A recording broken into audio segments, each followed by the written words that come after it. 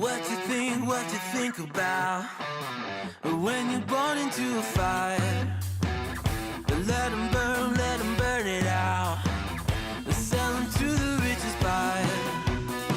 They wanna let the world decay. They tell us lies and fade away, fade away. We feel betrayed. We were raised to lose the race. Wake at the back of the pack, kill it anyway. Listen up now, because we're never dropping out. Beat the odds, beat the big house. Our brains are bigger than the doubt. We've been thinking for ourselves, never let the truth fade away. This is bigger than ourselves, we won't let the world burn away, burn away. We feel betrayed. We were raised to lose the race. Wake at the back of the pack, kill it anyway. To blame, haters face the world's mistakes. Wake at the back of the pack, kill it anyway.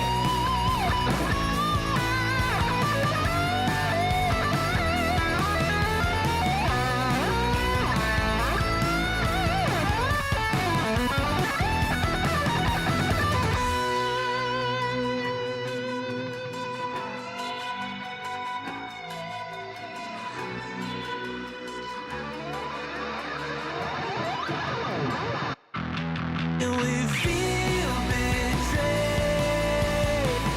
We were raised to lose the race. Wake at the back of the pack, kill it anyway. To blame, haters face the world. Oh no. Mike Penny's reunited with Doug. Back of the pack, kill it anyway.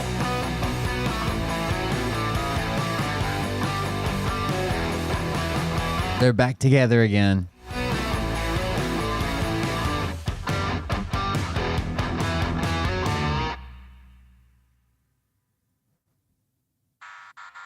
Oh, I didn't get there in time. Uh-oh. Stop. There we go. What's up, guys? Welcome.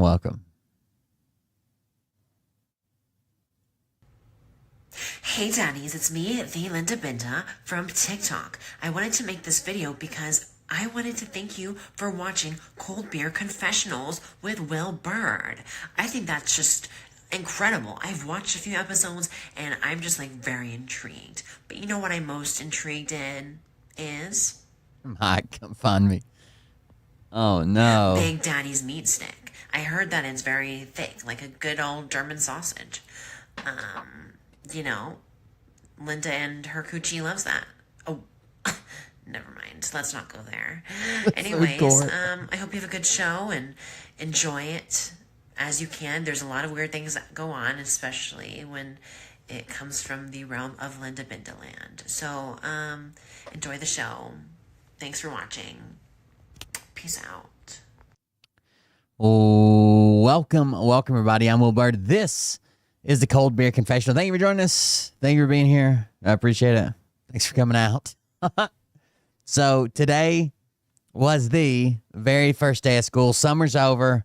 School has started back. And my youngest son, Oliver, only made it 2 hours. It was only a half day to begin with. But Oliver only made it 2 hours before he fell off a piece of playground equipment and then couldn't walk. So he immediately went to the nurse. The nurse called home. Mariah went and picked him up, and he's staggering around, limping. He really is like he can't put weight on it. I try to get him to walk on it and hope he forget about it or whatever. You know how kids sometimes play up injuries, but he had to go to the ER. We waited all day to see if it got better, feeling better, he could put weight on it. He couldn't, so we had to take him to the ER. He had to have x-rays. So nothing's broke. So we'll see. Well, tomorrow's Saturday, right? So hopefully by the weekend he'll be able to go. I don't want him to miss the first part of school because that's when everybody gets to know everybody and gets assigned everything and stuff like that. But we'll see. Maybe by Monday he'll be feeling better. The doctor just said, ice, elevate, stay off of it. Kids Tylenol. And that was about it. So we'll see. I need to text Mariah. Hold on.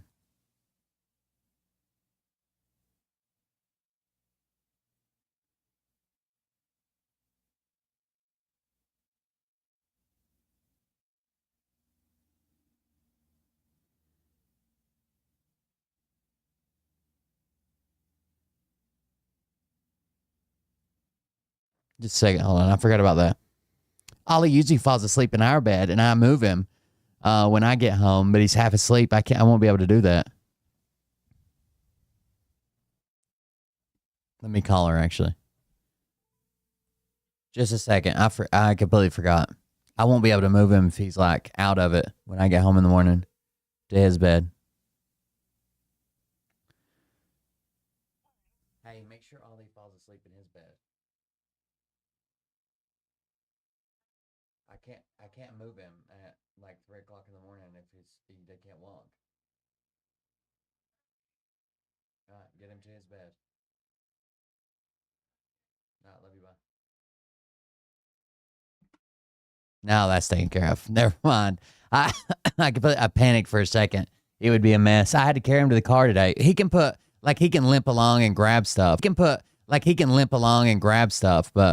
I had to carry him out and put him in the car to go to the hospital for his x-ray. And then Liam needs an x-ray too. My other son needs an x-ray because there's a slight curve to his spine. So, I don't know. We'll see. Kids are already falling apart. They haven't even graduated high school yet. And they're like little old men. Anyways, thank you guys for joining us. Thank you for being here.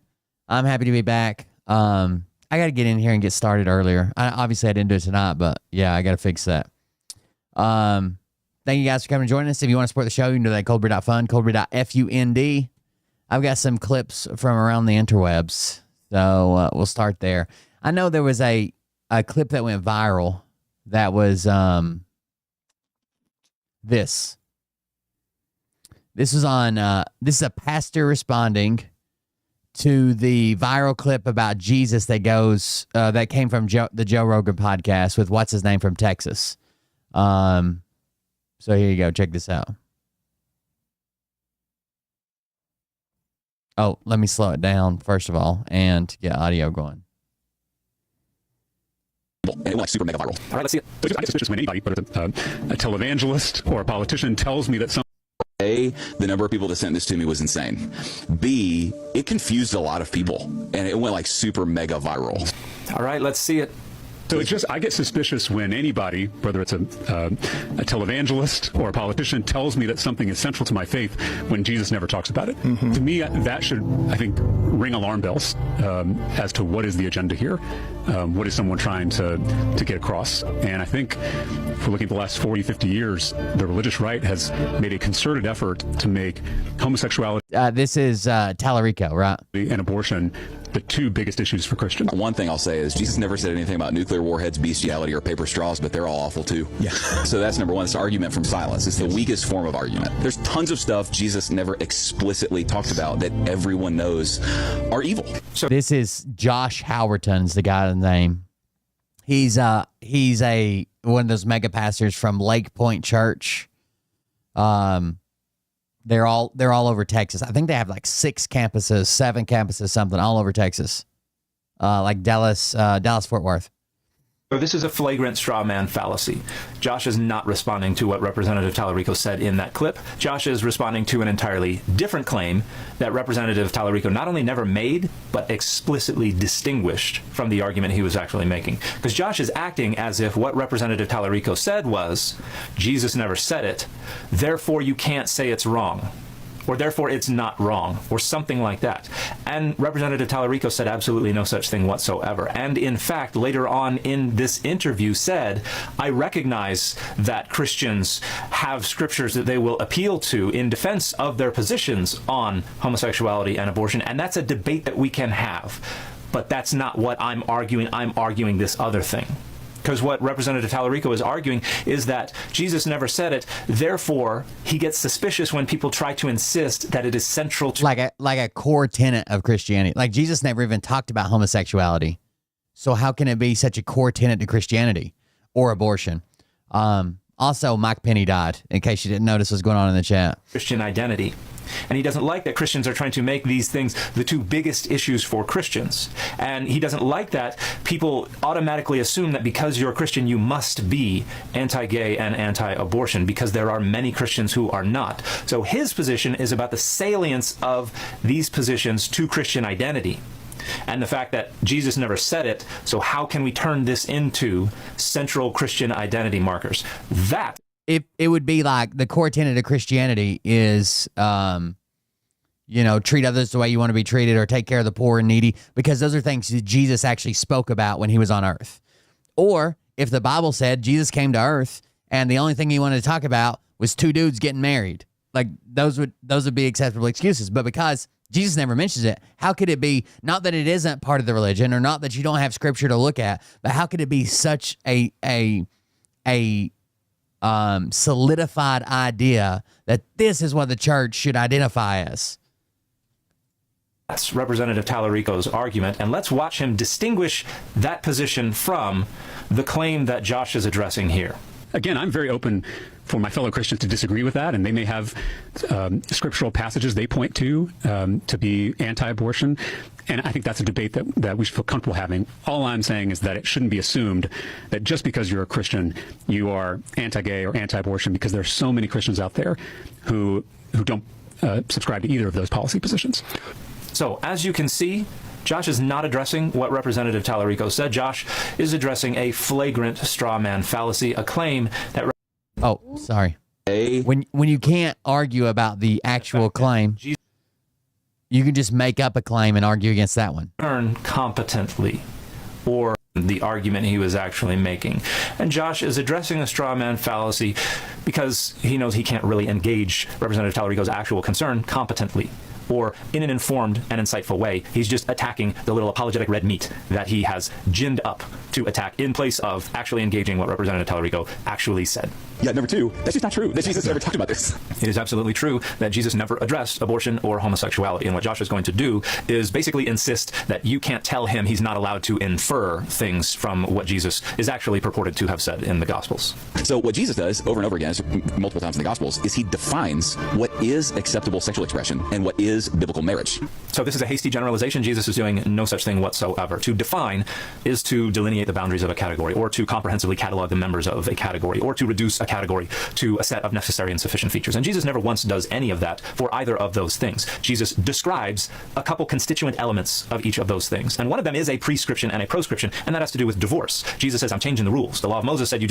By the way, they want to talk about Jesus laid out what a biblical marriage is, and this is the only way it could be. But Jesus also says that you cannot get divorced. Why don't they live by that tenet? Why isn't that one of their core beliefs?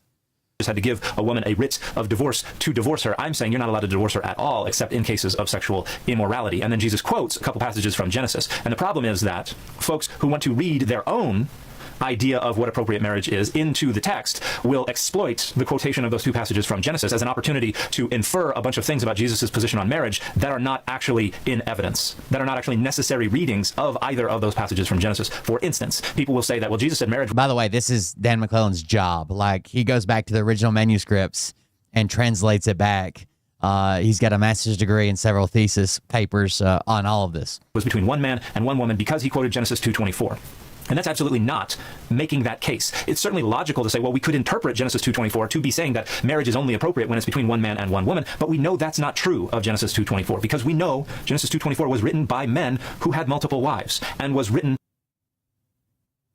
How could someone who writes marriage is between one man and one woman have fucking 6 or 8 wives? In a time when polygamy was perfectly normative within that society. We know Genesis 2:24 does not prescribe marriage only between one man and one woman. So it can't be that. So this is the problem with trying to infer things from texts by imposing, unifying, and generalizing logical frameworks. It's that not everything and not everybody always followed perfectly logical reasoning as they were figuring out their ethical system. So just because they might say this is wrong in one place, and we can say, well, that's logically analogous to this other thing over there, therefore they must have thought that other thing over there was also wrong. That's not necessarily the case. Because again, the folks who are developing these ethical systems were not always perfectly logical, perfectly consistent, and perfectly rational. A lot of it is ad hoc. A lot of it is arbitrary. A lot of it is based on negotiations between received traditions, their social and historical circumstances, and their goals for the future. And those things are just not always logically consistent and rational. So this is an inference that Josh wants to impose upon the text, and in that way allow him to say, well, Jesus comprehensively defined what biblical marriage is, even though all Jesus did was say, hey, I'm changing the rules on divorce. Jesus never addresses bestiality or incest. Everyone knows those things are wrong. OnlyFans. Yeah, OnlyFans. We're talking about OnlyFans. Everyone knows slavery is wrong as well. And Jesus did address it and condoned it. Jesus condoned evil in the New Testament. But let's talk about this sexual ethic that Josh is addressing. He talks about bestiality, he talks about incest. Those things are actually addressed in the Hebrew Bible's legislation about sexual activity, specifically in Leviticus 18 and Leviticus 20. So Josh is not just bringing up two random things that we know are wrong, that we can therefore infer Jesus also must have known were wrong. Josh is talking about things that are part of Jesus' scriptural heritage. And so the argument is that Jesus endorsed the sexual ethic of the Hebrew Bible, changed some things specifically related to divorce, but must have otherwise agreed with the Torah's sexual ethic.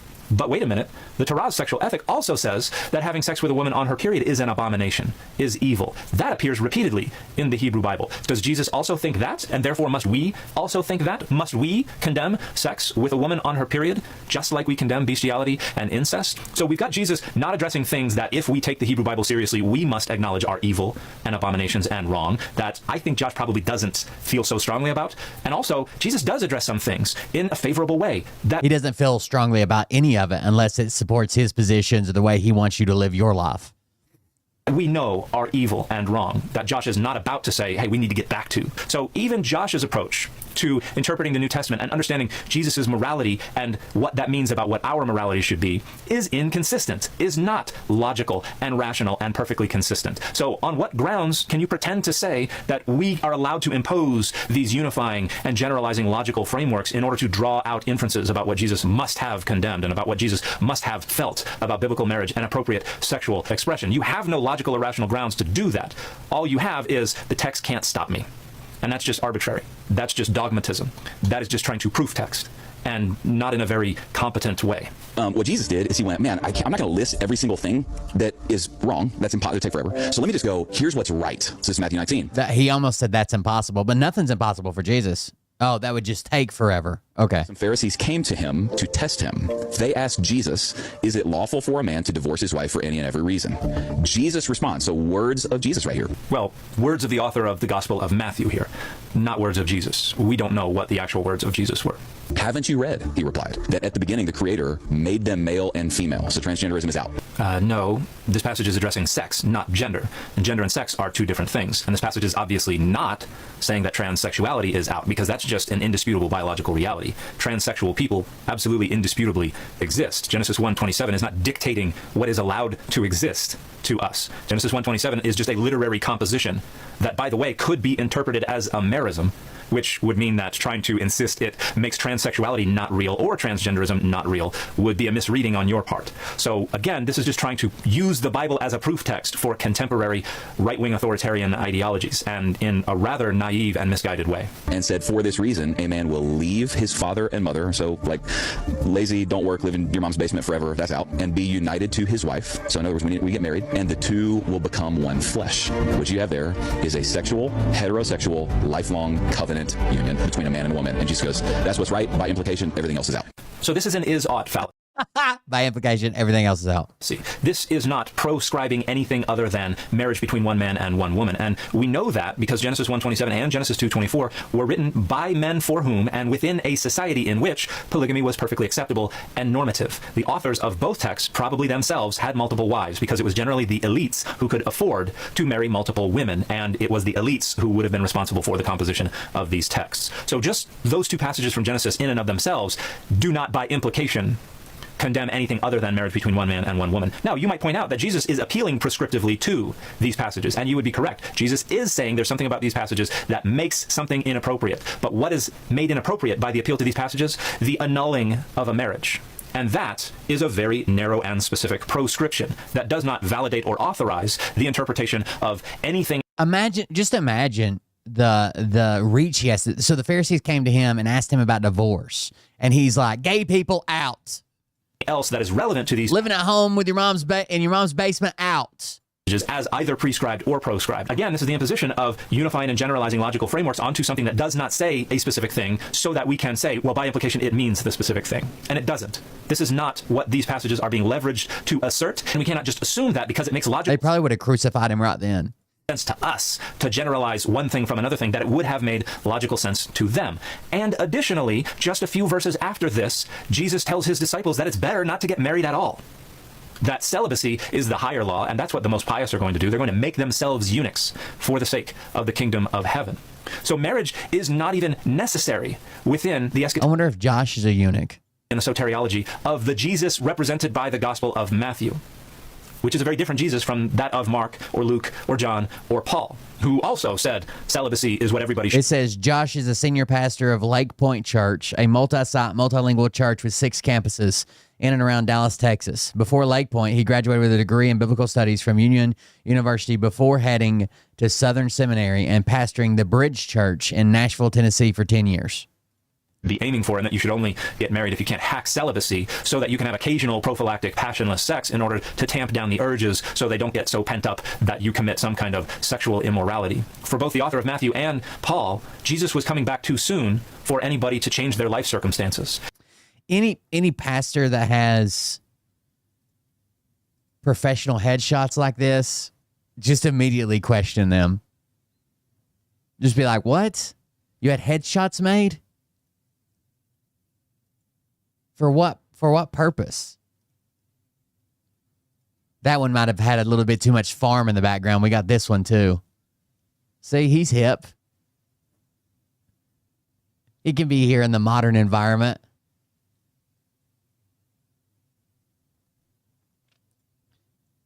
He's also down to earth and not afraid to work with his hands. He's a blue collar guy. Fucking retards.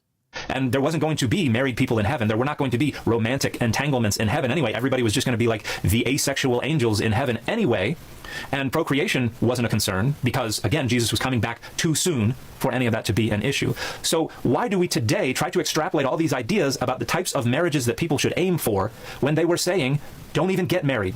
In the Gospel of Matthew and in the writings of Paul? Well, it's because the Gospel of Matthew and the writings of Paul were mistaken, because they thought Jesus was going to come back too soon for any of us to get married and have kids who then could grow up and be adults who could be prepared for the second coming anyway. They expected the second coming to happen any day now, and they in their lifetime were wrong, which meant that, oh crap, now we have to come up with some kind of... The entire Bible was supposed to take place in their lifetime.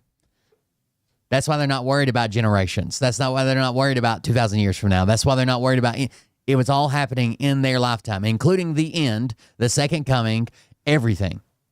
Of ethical frameworks for getting married and for raising children. But that was something that we had to extrapolate on our own, not only because they didn't say anything about it. If it wasn't such a tradition, people would write it off. Like if today, the Bible and the Dead Sea Scrolls were discovered for the first time, people would be like, oh yeah, that's a cool storybook, I guess. Kind of weird, though. Because they were not planning on it, because they did not think it would be a thing, because they thought that Jesus was coming back too soon anyway. So the things you're trying to extrapolate these universalizing, generalizing principles from are texts that were wrong about when all this was going to happen and what we should be doing to prepare for all these things to happen imminently. So we're negotiating with the text one way or another. However you want to approach the New Testament, you have absolutely no choice, no option, no other possibility but to negotiate with it. And the real question is, in that negotiation, what are you giving priority to and why? And in this case, obviously, Josh is giving priority to right-wing authoritarian and social dominance orientation identity politics because that's what best serves the structuring of power and values and boundaries in a way that advances his interests. Because this is not a very thoughtful engagement with the text. This is not a very ethical engagement with the text. This is an engagement that is concerned with structuring power and with identity politics. And that's why Josh cannot actually engage what Representative Tallarico actually said, and instead has to gin up this straw man fallacy and attack that with all these presuppositions and these bad apologetics. And the fifth for this video has been X-Men 97. The number of people that sent this to me. Good job, Dan. Let me show you some of this Josh Howerton. Here's one from his Facebook page. What's happening right now is not the church is not getting more political. What's happening right now is not the church is not getting more political. Politics are getting more theological, and politics are getting more spiritual. When the government moved past things like building roads, issuing driver's licenses, and teaching math to things like redefining marriage, erasing gender, reframing abortion as reproductive rights, and then using the government school system to indoctrinate everybody's kids into believing those things. Hey guys, the church didn't move. Politics did. You cannot read the Bible about Moses, Daniel, Esther, Nathan, Nehemiah, John the Baptist and think that the church and pastors should avoid addressing government and governmental leaders. You just can't do it. If the church won't disciple people, the world will. So what's going to happen, check this out, is if godly leaders and godly pastors and godly voices all go silent or refuse to be clear on issues related to politics and government, then the only voices that are left are the godless ones. Politics can't save anybody from hell, but the book of James says that our everyday decisions either pull heaven down into our lives or pull hell up into our lives. So politics can't save anybody from hell, but they can save us from pulling hell up into our cities, states, and nations. What's happening right now is not the church is not getting more political, politics Mega are church. getting more theological, and there's the Joe Rogan clip we just watched. He addressed the unfair slaughtering of innocent, literally telling them to crush baby skulls of their enemies. But let's see if he clears it up for us. I'm sure he will, right? Maybe if we can even get it to play. Principle is why some of you struggle with the passages that unbelieving people incorrectly, they read the Bible and they incorrectly call these passages the, quote, slaughtering of the innocents passages. Passages like the flood, where God wipes out like every living person besides 8 people, or the Canaanite conquest, where God commands the destruction of entire cities. And people will look at that and they'll go, ooh, that's unjust. That's a slaughtering of the innocents passage. Can I give you part of the answer that clears this up for you? Hey, good news. Good news. In every single one of those passages, all the innocent ones were spared. Bad news. There were no innocent ones, for all have sinned and fallen short of the glory of God. There you go. News. There is only one slaughtering of an innocent in the entire Bible. It happened in the New Testament. And God There you go. did not do it to When he says, take their women, make them whores, rape them, crush the skulls of their babies, they weren't innocent. They've fallen short of the glory of God. Man did it to God. When God made him who knew no sin to be sin for us, so that in him we might become the righteousness of God. That is the only slaughtering of an innocent in the entire Bible. And God did it because he loved you. There you go.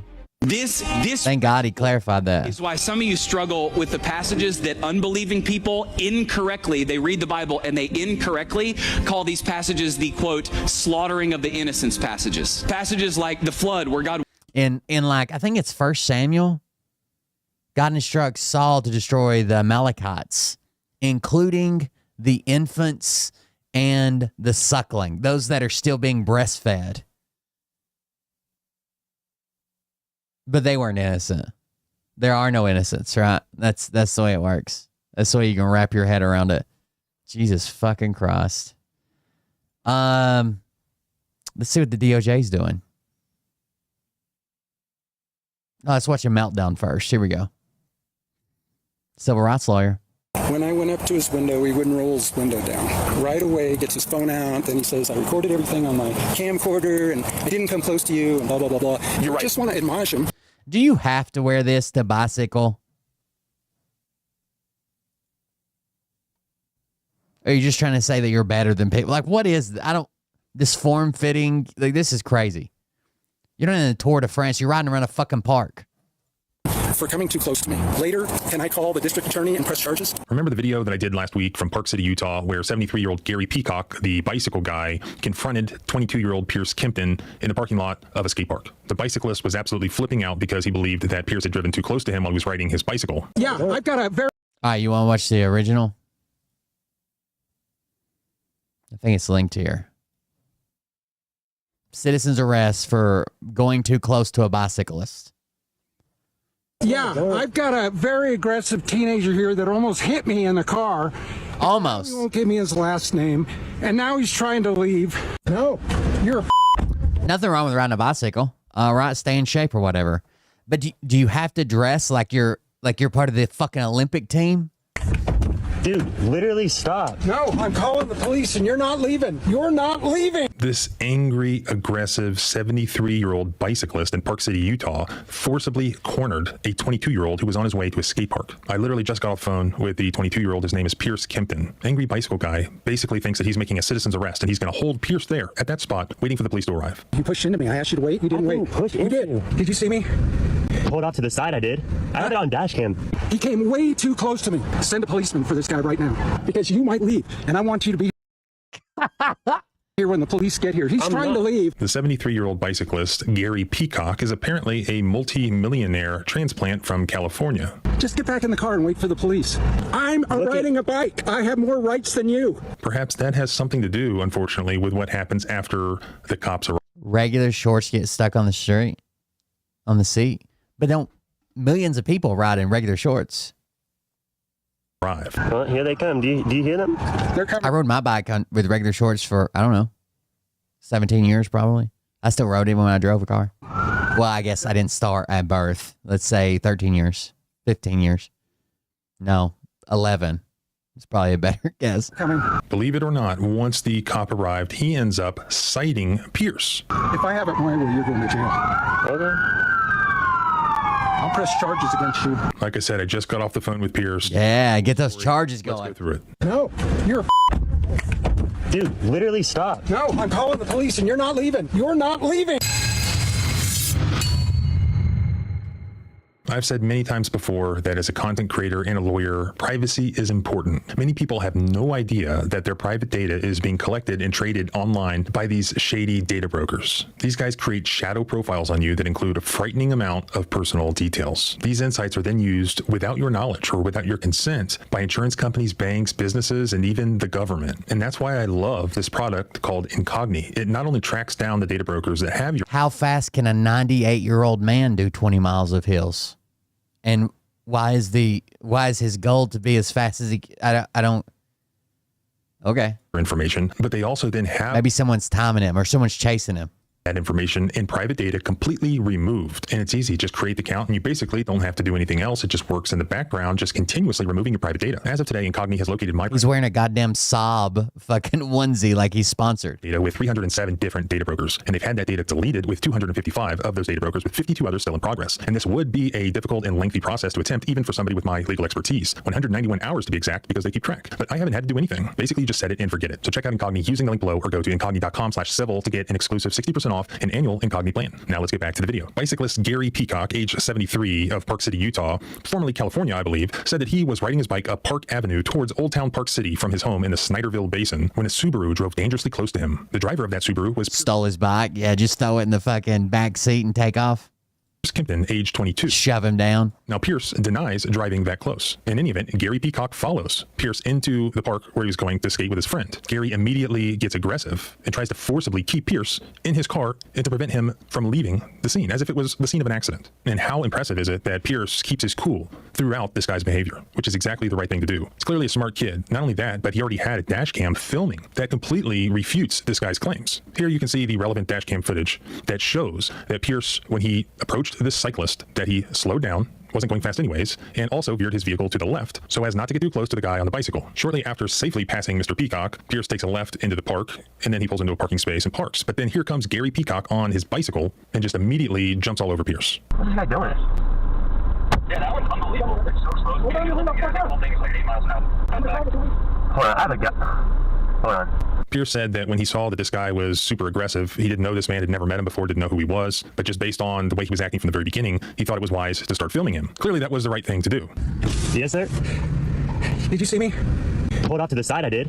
I have it on dash cam. You and Nick did. I'm gonna go skate. No, you're not. Yes, I am. No, you're not. You're not going anywhere. Come. Dude, stop. No, you're Jesus fucking Christ, dude. There's an article around this. The bicyclist ends up with a $180 ticket, I think. And then the driver gets everything dropped. Dude, literally stop. No, I'm calling the police and you're not leaving. You're not leaving. You're not leaving. Bro's got his hands on me and stuff. Yeah, guy won't leave because he's the police. Look at this dude. What are you doing? Why are you so cranky? I'm calling the police. Dude, why are you so cranky? No, you're not going anywhere. Oh my God. You're not going anywhere. I don't want to be aggressive with you, dude. You already are. You pushed into me. I asked you to wait. You didn't wait. Push you into did. you. How'd you get out of the car? You yanked Yeah, me. I've got a very You're fucking kidnapping him, dude. aggressive teenager here that almost hit me in the car, and now he won't give me his last name, and now he's trying to leave. I'm in Park City, near the Park City Park. We're at the skate park. The skate park. Mm-hmm. He's in a Subaru. Mm-hmm. He's in a Subaru. He has a license plate. The license plate is, and he's recording me because he's a jerk. Mm-hmm. And I want you to come and give this guy a ticket. I'd be willing to testify in court against this guy. Okay. He came way too close to me. Huh? He did not hit me. There's a law in Utah that says you have to stay 3 feet from a cyclist. He did not. He just went right next to me. I wouldn't bother pulling over if this guy weren't unsafe. Yes, I'm still on my bicycle. He's here. Gary Peacock, you send a policeman for this guy right now. Send a policeman right now. Okay, thank you. Thank you. All right. Yes, he tried to leave. He said he was leaving. I said I was going to skate. You said you were leaving. I have it on video, Go dude. ahead. Putting Lie words on in my left and mouth. right, pal. It's all on video. You tried to leave. You said I'm leaving. I said I'm going to skate. That's the same thing. I didn't say I'm leaving. Oh, he was leaving. So could you please send a policeman? He's just being aggressive and obnoxious. It's a Be my witness. Okay, thank you. kind of a Subaru. He thinks I got really close to him on the road. You did? Yeah. If it's on your dash cam, we'll have proof. I do have it on my dash cam. Okay? Could you please I come didn't right now? write anything, no. Now there's another guy here. The dash cam shows that he kind of slowed down and went left to avoid the guy. You leave. He You're put not his part hands of on me. I would say if I were you. this. Yeah, there's another individual, and he's just standing there. I'd like to get rid of him. This is public. Okay, please? Okay. All right. Yeah. I have a video. Dude, I recorded myself. He was putting his hands on me, ripping my door open and stuff. I know. Because you were trying to leave. I was not. You were getting out of the car. Stop You're a being liar. It's in your phone. Dude, It's in your phone. You're insane. You're an Okay, cool. Can you back up, please? No, I'm not. I'm not leaving. I'm standing right here. No, because you might leave, and I want you to be here when the police get here. He's trying to leave. Dude, my keys are not. He's trying to leave. He is. He's asking me to move out of the way. He's going to leave. You're in my face, dude. Give me some Get space back in like the car. you. I gave you space. Get back in the car.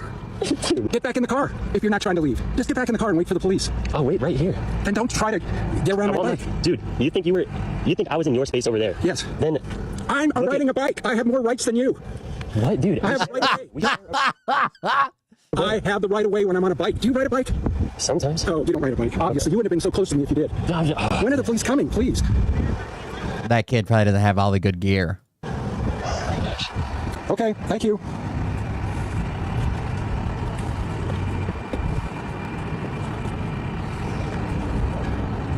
Well, I don't know. We'll see if you have any arrests, pal. We'll see if you have any arrests and see what happens. Arrests? Or other tickets or anything. Yeah, arrest. I have a clean record. Yeah, we'll see. We'll see. The police are going to check your clean record. Perfect. The other guy won't leave. He's just standing here. He's Now he's mad because another guy's standing. But what are you doing, bro? standing there, but I don't feel safe with both of them here. Just leave. Don't Please leave. leave. I'm asking you to leave. As a friend, he's gonna stay. He's staying because these two are trying to intimidate me. This guy tried to leave. This guy came and he's trying to intimidate me. Well, here they come. Do you hear them? They're coming. They're coming. If I have it my way, you're going to jail. Okay. I'll press charges against you. Perfect. You went up to the park? No. Okay, you can leave now if you want.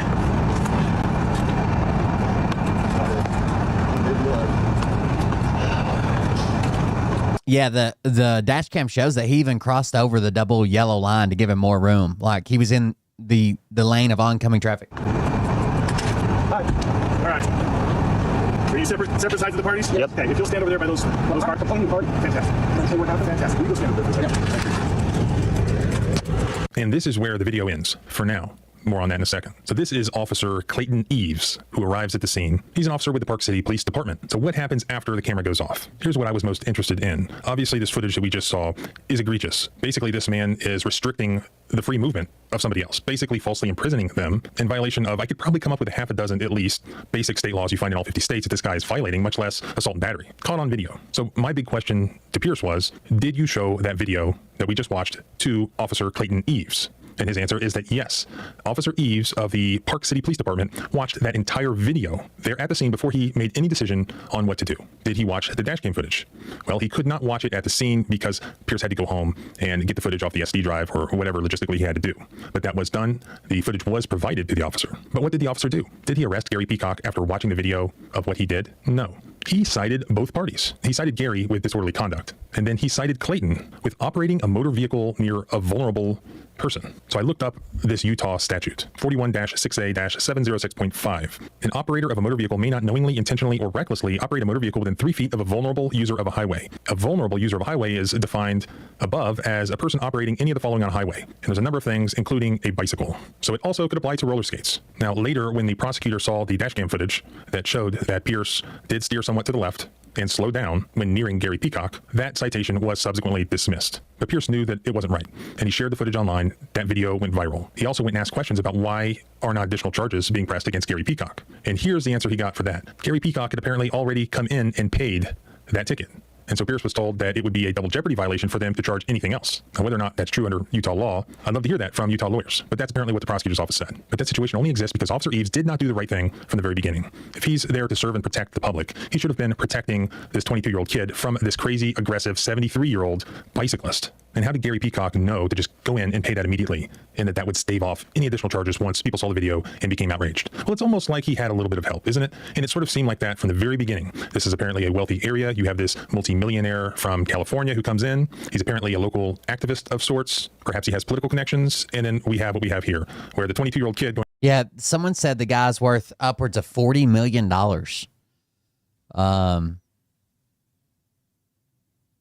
Pretty wild. The skate park really doesn't get equal protection under the law as opposed to the wealthy Californian who moved to Park City, Utah. But no matter the local politics, the power of the public seeing the truth overpowers any potential corruption that exists there. So continue to share this footage. And I'm really proud of Pierce, not only for the way that he handled this, but also in the way that he then went on social media on his own to stand up to this and to expose what happened. And I thank him for talking with me and allowing me to use the footage. And here's the best part. So he's now requested the body cam footage. He's expecting the body cam footage anytime. So stay tuned. There is going to be an update video with the body cam footage. And if you want to contact your local politicians and express your disapproval, I'll put all the contacts below. I'll also put links to Pierce's social media. Go subscribe to him where you can and support him, because I really like this kid and he needs all the support he can get to stand up to this. All right, so now the body cam's out. So we went and went back and watched the original, but now the body cam stuff's out. So here we go.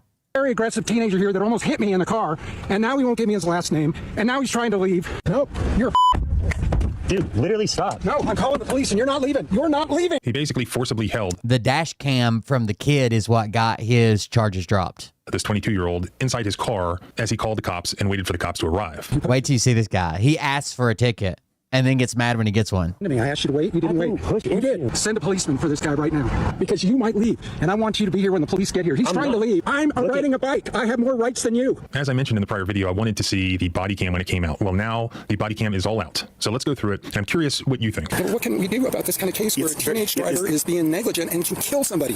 Yes, I'm very sensitive. Do you want me to arrest him? Can he be arrested? And you have that all in. So here's some comments. I witnessed Gary Peacock engage in a similar heated verbal dispute with a pickup driver at an intersection of Old Ranch Road and Highway 224 while riding his bike and waiting for a green light. Based on that incident, I was not surprised to see this event take place. Hopefully, it's a teachable moment for the 73-year-old. He earned the disorderly conduct citation. Another comment. Gary did the exact same thing at Ranch Place at 224 intersection to me as I was waiting to turn right onto Cutter Lane onto 224. He rode his bike up to my car, tried to open the door. It was locked. Started banging on my window with his fist. My daughter was terrified and screaming as she was in the passenger front, where he was screaming and hitting my window. The guy's a total lunatic. Recording? I'm gonna skate. No, you're not. Yes, I am. No, you're not. You're not going anywhere. You're not leaving. You're not leaving. He showed me the recording, and you were the aggressive one, not him. Yes, because he would if I apologize. It's too late. I've already seen the evidence. I am obligated. Oh, come on, man. He wants a ticket issued. So I will be giving you a ticket today. I'm going to issue him a citation for disorderly conduct as well. Okay. What kind of disorderly conduct is it? You opened his door 3 times. Okay? He doesn't have to get out of his car for you. He doesn't have to identify for you. You are not law enforcement. So I'm going to have I'm glad the kid got his stuff charged, but I don't even think the cop should have even given him a ticket. At all. Is this a misdemeanor? Mm-hmm. What if we both agree that neither one of us wants a ticket? It's my job to make sure that somebody that has an infraction stays here so you can arrive. Okay. I do believe that I have a right to do that. That's not your job. You even had his tag number. What the fuck? Was he going to park his car in the parking lot over and hop in a helicopter? You say I don't, but I think I do. You don't get to detain people. You're free to go. Say thank you, but I'm not glad I called the police. Next time I won't call the police. 22-year-old Pierce Kempton was driving to meet a friend at the skate park. As he prepares to turn into the park, there's a guy riding a bicycle. As his dash cam footage shows. There's the dash cam. I wanted you guys to see this. Let me slow it back down to normal speed.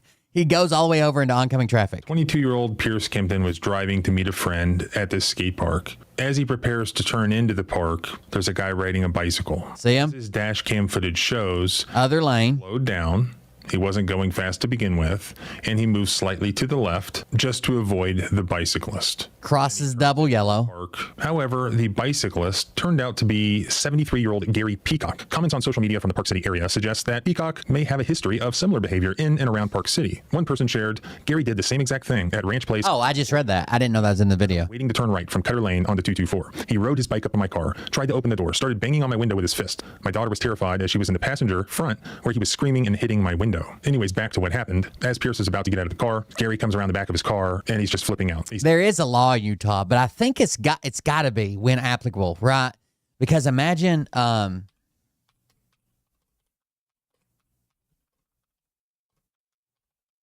imagine the law just says you have to give them 3 feet, then they cause a head-on collision. There would just be a gigantic lawsuit.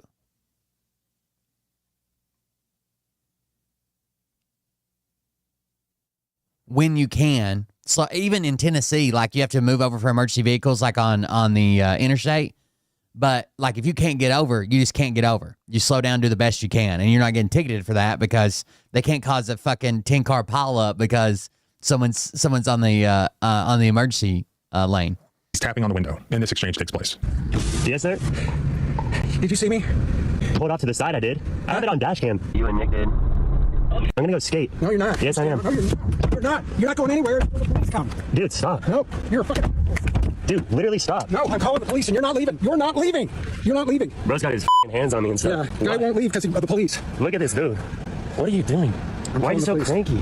I'm calling the police. Dude, why are you so cranky? No, you're not going anywhere. Oh my God. You're not going anywhere. I don't want to be aggressive with you, dude. You already are. You pushed into me. I asked you to wait. You didn't wait. Push you into did. you. How'd you get out of the car? You yanked Yeah, I've got a very aggressive teenager here that almost hit me in the car, and now he won't give me his last name, and now he's trying to leave. I'm in Park City near the... In Utah, drivers must attain a 3-foot buffer zone when passing a bicycle, according to Utah Highway Safety Office. This means they cannot pass within 3 feet of a moving bicycle. Additionally, drivers are prohibited from distracting or attempting to force a bicyclist off the road. Park City Park. We're at the skate park. The skate park. Mm-hmm. He's in a Subaru. He's recording me because he's a jerk. Mm-hmm. And I want you to come. Yeah, I wouldn't let him grab me up by the collar like that. No goddamn way. And give this guy a ticket. I'll be willing to testify in court against this guy. Yeah, the teenager is the only adult here. They're coming. If I have it my way, you're going to jail. Okay. I'll press charges against you. And so here's the moment where the Park City Police Department officer shows up at the scene. First thing he does is separate the two parties, basically treating it like a domestic incident. All right. Are you separate sides of the parties? Yes. Okay, if you'll stand over there by those I'm cars. a complaining party. Fantastic. Can I tell you what happened? Fantastic. Will you go stand over there for a second? Yeah. I appreciate it. Over by the cars. I don't want you guys in earshot of each other because it just amps things up. Don't let him leave. He tried to leave already. Sir, I'm right here. Thank you. Oh, he already pissed him off. 3K27, copy plate. All right, do you have some ID on you? I do, sir. Let me go talk to him, find out what his complaint is, and I'll come back and talk to you, okay? You're not free to leave at this point. I won't leave. Okay, my first responsibility is to get everyone away so it doesn't keep amping up. Yes, okay. Okay, so I get you're the complainant, but he's standing at his car with his door open. Yeah. I'm not going to let him leave. He tried to leave. I know, but I'm here. Okay, fine. And so for you to get a little upset with I don't think the kid was even trying to leave in his car. He said, I'm going to go skate. He pulled into a skate park. His friend is there to meet him at the skate park. and tell me. I'm sorry, I was just walking away. I wanted to make sure you heard me. Mm-hmm. I'm sorry I yelled. Okay. Do you have some idea on you? Yeah. So what happened? What happened is I'm just riding my bike in the bike zone, right here, and this guy comes within, a foot of me. Just total. I ride my bike for 30 years. I know when somebody either doesn't see me or is trying to or doesn't care. So he pulled into this parking lot. So I came by and I said, "Did you see me?" And he says, "Well, I saw you on the right." And I said, "Well, you were too close to me." "No, I wasn't." He says he has a dash cam. Okay. So you should take. He said he was recording it. I doubt if he was, but you can. Did he mention that he had a dash cam? I haven't even talked to him yet. Okay, fine. So then I came over and I said, "What's your name?" Try. He said, I get it's emotional. Okay, it is.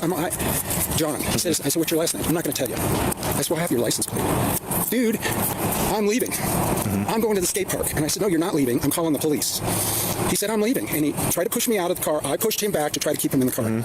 But he tried to get out of the car. I said, "No, you're not getting out of the car until the police came." I thought he was too aggressive. Okay. On the road, and then he wouldn't give me his name. I was going to report him to the police. I If he understand just that. gave me his last name and his license, I would have just reported So him. he's not obligated to give his information to you. He is obligated to give them to me. Okay. If I'm able to determine a crime. Okay. Well, I'm making a complaint that he was within 3 feet of me. Just hang. Okay. Don't fight me on this. Okay. I'm just trying to get the information. Yes. And I'm explaining why he might not want to give his information to you, who's upset. Obviously, if he cut that close to you, by all means, you'd be upset. But don't come over here and instigate a fight. You get his plate number, and we can track him down like it's nobody's business, okay? I don't believe that's ever going to happen, but it could happen. But I'm just saying, generally, you guys are going to say, no way to prove that he was 3 feet in front of you or close to you. Sorry, we can't do anything. You're right, it is difficult to prove because I wasn't there to witness So it. that's what I wanted if you're a to hear. witness, I understand that. But if you start a fight over something that happened out there, you're now to blame on that. I didn't start a fight. I just kept him from I'm trying just to saying. leave. You said Do I have a right to keep him to leave when I believe that he had a criminal traffic violation? Traffic is not criminal. It's an infraction. It's not criminal. All traffic is civil. But I don't have the right to keep him here? No. You call us and we do that. Well, I did, but he was leaving. But you let him leave because it's not worth, if it starts getting physical, then what? I have to assume worst case situation. Then he goes to jail for hitting me. Unless you started it, then you go to No, jail. I didn't hit him. So you already told me that you kind of, he was trying to leave you, and that right kept there. him from leaving the you car. can't touch But him. he was touching me also. Okay. I'm only going off of what you've told me. I'm standing in front of the door, and he's trying to push me through like this. And I'm telling him, no, you're not leaving. So ask him if he tried to leave when I was in front of the door. Okay, go ahead. Hang tight. I get you're upset. You're directly involved. Emotions are high. But what can we do about this kind of case where a teenage driver is being negligent and can kill somebody? There are people killed in Park City every year from negligent drivers, and I've been hit by a car twice already. Okay, so yes, I'm very sensitive. I just ride my bike. I don't want any trouble. But when do you want me to just let you vent, or do you want an answer to your question? I would like to know what you can do about this. Can I? So it has to be the 3 feet law. I was right. So it has to be knowingly, intentionally, or recklessly, right? So it's used to like try to fuck with somebody, what they call a vulnerable motorist, a vulnerable user of a highway, which would include a pedestrian, whether they're working, providing emergency services within the right-of-way, a person riding an animal, a person operating any of the following: farm tractor implement, a skateboard, roller skates, inline skates, bicycle, electric-assisted bike, electric personal assistant mobility device, a moped, a motor-assisted scooter, a motor-driven cycle, a motorcycle, a manual wheelchair, or a golf cart. And that you cannot knowingly, intentionally, or recklessly operate within 3 feet of the vulnerable user, distract or attempt to distract a vulnerable user with the purpose of causing violence or injury, force or attempt to force a vulnerable user off a highway, off of the roadway for a purpose unrelated to public safety, or cause a motor vehicle to emit an excessive amount of exhaust in a manner that distracts or endangers a vulnerable user, like blowing black smoke on them. Except if provided in subsection 3B. A violation of subsection 2 is an infraction. A violation of subsection 2 that results in bodily injury to the vulnerable user of the highway is a Class C misdemeanor. Make a lodge a complaint? Absolutely, you already did. But You did, and I'm here. But then what? You come here, you get his license plate, Yeah.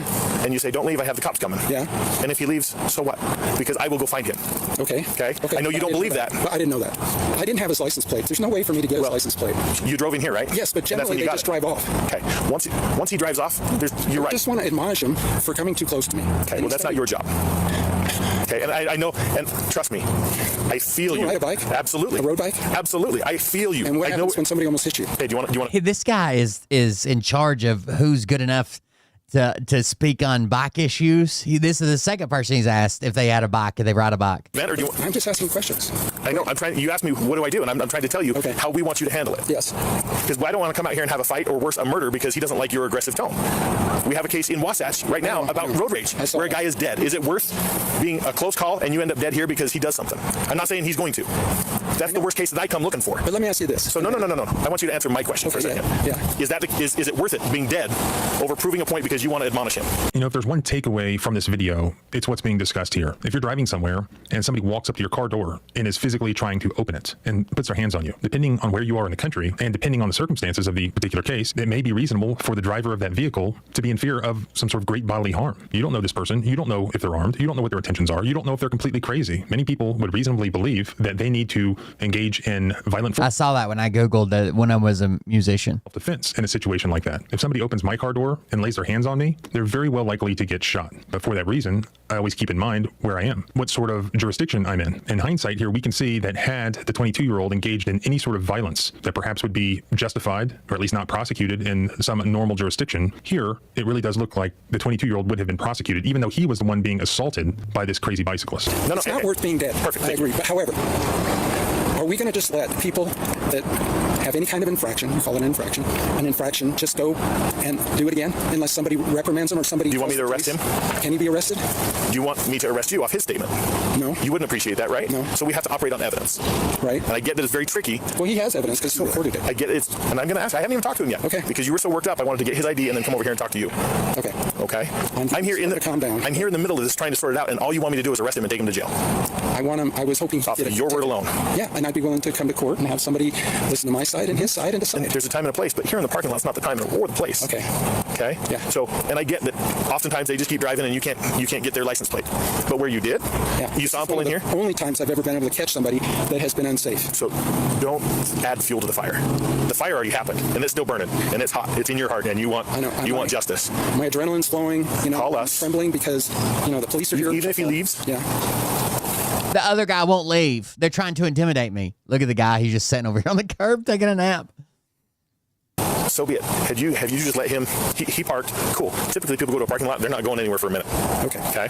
So I want to tell you one more. Erica Freedom. That's the name I was looking for. Erica Freedom. Thank you. That was Jennifer put it in the comment of the replay. Yeah, she does not like me. Okay. When I went up to his window, he wouldn't roll his window down. I wouldn't either. Why not? I'm just knocking on the window. I want to talk to you. To know that I just had an involvement with someone who I know is going to be unhappy with me? Yes. So then that's why would I? Because that's what I'm saying is that is a tiny piece of evidence that says that he did something wrong. No. If he wouldn't roll down the window. That doesn't count as evidence. It's not evidence, but it's an indication. So, and it's an inference. If someone just happens to walk... Circumstance. No fucking way, dude. But he's not obligated. Like, because he doesn't want to talk to you, doesn't mean that he's guilty of all sorts of crimes.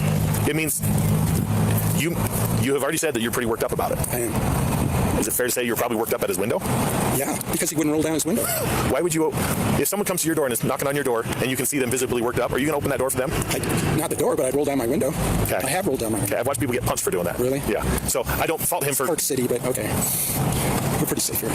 Until someone's aggressive. Well, yeah, but...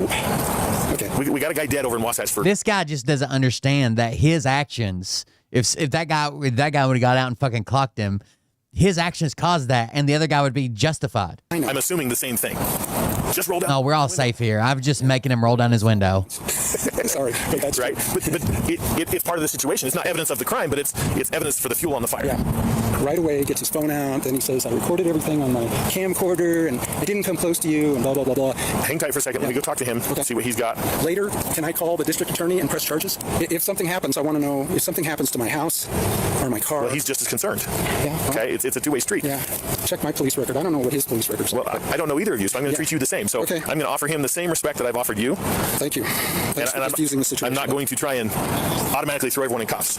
Okay. Because that doesn't make people cooperate together. All right? I've learned that 20 years in this. It's easier when people are volunteering information than being forced to give information. Now the officer goes to talk to Pierce Kempton. Fortunately for him, he recorded everything that happened. This could have gone way differently had he not recorded and thereby protected himself. This goes to show the importance of being able to record an interaction, not just with law enforcement, but with any third party. You know, if Gary was so upset at the way people drive around him, he was perfectly able to record himself. A lot of bicyclists and motorcyclists have GoPros all over the place, and they film absolutely everything that happens around them for their own protection. Gary could have been doing that. Of course, had he done that, he would just film his own bad behavior. Once Pierce shows the full video of the interaction to the police officer, and he shows him the whole thing, the officer realizes that most of what Gary just told him was complete bull.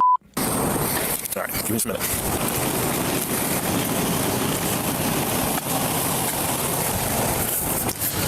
Okay. So walk me through what happened. Okay. I was coming to the skate park, and right at that bus stop area, I was passing this gentleman, and from my understanding and by the looks of it, he was kind of stepping off of, like, I guess, like, kind of leaning I don't really know how to explain it. It felt like as if he was like departing from his bicycle by like the crosswalk here, and so I felt like I had enough room to pass him. I have a dash cam as well. Okay. And then I pull into this lot, park here, and I noticed in like my rear view mirror, he's like biking next to me. I was like, oh, like did I do something? He like hits my window. He's like, roll down your window. And so I was like, okay, this might be a problem. So I felt a little unsafe to start recording, just not to like raise, I guess, tension, but more so just to kind of like, I just started recording because I was like, he already hit my window. I don't want him to like damage my property. And so I just started recording, and I rolled down my window to talk to him, and he's like telling me to get out, and I almost hit him. He's like, get out, and I was like, I'm just trying to go skate. And so I roll up my window, he like opens my door, and then I'm just like, dude, and then I was like, stop, and then I try to close my door, he opens it again. And you have that all on recording? I have it on my phone. I can show you. I have it on my dash cam as well. If I could get both of those, that'll help me kind of understand exactly what, because he's saying you were on the other side, just the second you pulled in, you were trying to leave. Okay, I mentioned I was going to skate. I don't know if you want to see it now, but I just basically have the whole like altercation. Okay. So, Did you see me? hold on to the side I did. I had it on dash cam. Good. You see how close you came to me? You know what the law is? It's 3 feet, asshole. I was. No, you weren't. Okay. You want to take your dash cam? Yeah, Ooh. dash cam. Check it. What's your name? Fine. I'm going to go skate. No, you're not. Yes, I am. You're not. You're not going anywhere. Can you send that to me? Yeah. Either airdrop it to me, or we have potentially a crime that occurred or an infraction. If you were too close to him, he says you are. He is eligible to basically sign this citation as a witness of the infraction, and he wants a ticket issued. So I will be giving you a ticket today. But instead of me saying, hey, I saw this happen, like if I caught you speeding, I'm the witness of that. Okay. So there will be a court date you can call and set up, and then arrange to get that taken care of. You'll get to share your side, that video evidence. I'm going to add it to the case, and then he'll get to share his side. So it's going both ways. Okay. In court? In court. Because, well, or you could just pay the ticket. Right. That's the option. How much is this again? I'm not certain. Oh, okay. But let me go get your information in there. All right, sounds good. I'm going to issue him a citation for disorderly conduct as well. Okay. So, because he shouldn't be opening your door and then kind of pushing you, holding there. It's going both ways. It is what it is. So, okay. all right. If you hang tight for a minute, all right? Sounds good. Sign his citation that you were present for it, and then I'm going to issue you one for disorderly conduct as well. So if you'll just hang tight over on the sidewalk over there, Then I won't press charges. it's too late. Why am I getting for what? Because you were aggressive to him. Yes, I was, but he was trying to leave. Okay, go wait over there. I'll explain it here in a second. Can't we just? Nope. Oh, come on, man. I was the victim here. All right, watch out. We can go a different way, and you can be arrested for disorderly conduct. That's an arrestable offense. What kind of disorderly conduct is it? You opened his door 3 times. Okay, he doesn't have to get out of his car for you. He doesn't have to identify for you. You are not law enforcement. You don't get to come out here and enforce things. You call us and let us do it. Okay. He didn't say he was going to leave in his vehicle. He's like, I'm here to skate. I'm going to go skate. He didn't believe he did anything wrong. He's going to provide me the dash cam. Okay. He showed me the recording, and you were the aggressive one, not him. Yes, because he. Yes, and you don't get to be aggressive with people like that. Okay. That's disorderly. But he was trying to leave. As well. Yeah. Why is it too late? This cop just doesn't understand us. Go to court for this? You're kidding me. Yeah. You were adamant that and you were the one causing the stir here. What if I apologize? It's too late. I've seen the evidence. I'm obligated. Oh, come on, man. Okay. So if you'll wait over here on the sidewalk, You've got to be kidding me. What can we do to resolve this? I mean, this is not act fair. like that in the future. Okay, Is how we can. I understand. And it's not going to fix today, but it's going to fix the future. I'm going to Portland tomorrow. That's fantastic. I'm going to issue. You're not going to jail. You're getting a citation, so you get to deal with it on your own time. You sort that out between you and the court. Is he coming to court? Yeah, because he's getting a ticket too. What's he getting a ticket for? I'm going to give him a ticket. For what? For the violation that you swear up and down that he did, on your word. Okay, what if we just... Nope. What if we just resolve this? You asked for it over there. He showed me evidence. He's going to provide me the evidence of that. He's either going to substantiate it or discredit it. And his ticket may or may not go away based on that. Yours, however, I have evidence of. So here, I'm going to have a... Is this a misdemeanor? Mm-hmm. So I'm going to have a misdemeanor on my... Yes, because record. of your behavior. Because I got hot? Yes. And that's justifiable? Yes, absolutely. Look, you don't get to demand people's names. You don't get to demand that they don't go anywhere. You don't get to open their door. I didn't open his door. You did 3 times. No, he was trying to close his door. He closed it because you kept opening it. I watched the video of it. Because I was talking to him. No, you're not. He's under no obligation to you. I don't know. You should know that. If he has, do I get to just walk up to your door and start yelling at you? People do. Yeah, but you're not allowed to. That's disorderly conduct. That's absolutely disorderly. That's unreasonable. Argument? No, because you think you have the right to do that, and I'm here to protect his rights as much as I'm here to protect your rights. Angry. Which yes, but you could. You need to control your temper at that point. I understand. Okay. So we can drag this out and we can keep arguing, or I can get to work, get you a ticket, and get you on your ride. What if we both agree that neither one of us wants a ticket? At this point, I've seen what I've seen. I've seen the evidence. You were adamant that you asked for a ticket, and now because you're getting one, you want him to get out of it. Right. No, you're both getting one today. Okay. So if you'll just wait over on the sidewalk. Okay, operating motor vehicle near vulnerable user or vehicle, that's you. He's getting an infraction. What's this infraction? That is the infraction. That's the charge. That's the level. This is the thing? Yep. Okay. So I have you there listed as the complainant. If you'll sign it right at the bottom. Here, let me just get you yours now, and I can explain all of it. Okay, disorderly conduct. All right. You guy's a fucking loser, dude. His door multiple times. He's trying to shut it. He didn't want to roll it. He didn't want anything to do with you. I get that what happened over here. He wasn't trying to leave. He was trying to go skate. That's leaving. It doesn't matter. Even if he was saying, I'm going to drive to fucking Texas, you can't fucking stop him. That's the case. Because it's not your job to worry about that. It's my worry. It's my job to make sure that somebody that has an infraction. He paid a $180 fine. The kid got his case dismissed. The kid actually went to the local police and said, no, I want to press charges for assault. He put his hands on me, right? And the police said they couldn't because he had already paid his ticket. That would be double jeopardy. Days here so you can arrive. Okay. I do believe that I have a right to do that. That's a lie, by the way. You say I don't, but I think I do. You don't get to detain people. I watched the video. I know. Okay. I know. So that's why you're being charged with this. Okay. Phone number for the court's right there. Okay. Give them a couple days. Is this a fine or what is this? Is a ticket. A ticket. It is. Yep. Ticket? It's an infraction. Is it a traffic ticket? No. It is a non-traffic criminal citation. It's a criminal citation? Yes. Yes. Because that behavior is criminal. You don't get to act like that to people. Thursday, you're free to go. Say thank you, but I'm not glad I called the police. Well, I wish this went different. Yeah. Oh, here's your ID. Sorry. Next time I won't call the police. Well, that's what you should have done and left it at that. When you go over your bounds, that's when you get a ticket. Well, I didn't know. I was going to You know now. Yeah. Okay. Yeah, basically when he when he paid, he was pleading guilty to what he was ticketed for, and they said that'd be double jeopardy. It's not. It's not in most states. Here's yours. Operating motor vehicle near a vulnerable user of a vehicle, which is a bike. Okay. Infraction. Phone number's right here. Okay. Give the court a couple days to get the information. Do not wait more than 2 weeks. Otherwise, it will go to a warrant. Okay. Okay. He signed it as the complainant there. Okay. So if you contest it, he'll be required to show up. Okay. So if you just want to pay it, you can pay it over the phone. If you want to contest it, if you legitimately believe you weren't that close to him, you're welcome to contest it. Okay. And what, as far as like this as an infraction, what does it do to my record? I guess my driving record. So if you plead guilty to it, it's points on your record. Insurance could possibly go up because it is a moving violation. He was adamant that you get a ticket until I told him he was getting one. He's like, no, never mind. I want to watch it. I'm like, too late, dude. Yeah. You opened the can. Kudos to you and for not antagonizing him anymore. He was antagonized already. You stayed calm. At his age, he should know cooler heads prevail. Yeah. Hey, man, you were too close to me. Oh, I'm sorry. I didn't realize it. I've got video. I'm happy to share it with you. I don't think I was that close, but he was clearly aggressive.